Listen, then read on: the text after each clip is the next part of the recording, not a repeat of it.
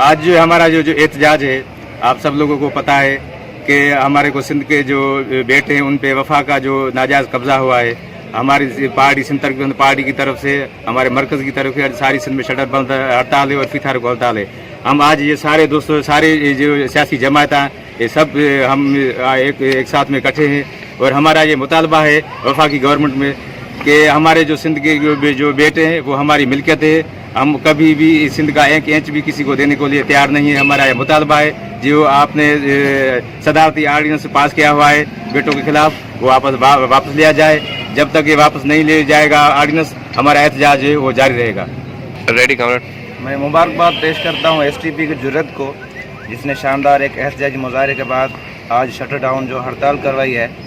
ये जो दो आइलैंड्स हैं, डिंगी और भंडार, वो सिंध की मिल्कियत है।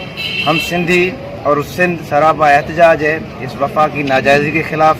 ये जो वफा गर्दी है, ये जो कब्ज़ा खोरी है, हम इसके ख़िलाफ़ आखिरी हद तक लड़ेंगे और ये वाज़ेह करना चाहते हैं कि ये जो सदारती आर्डिनेंस है बिल्कुल फेक है, बिल्कुल कब्ज़े की नीयत से किया है, जारी किया गया है।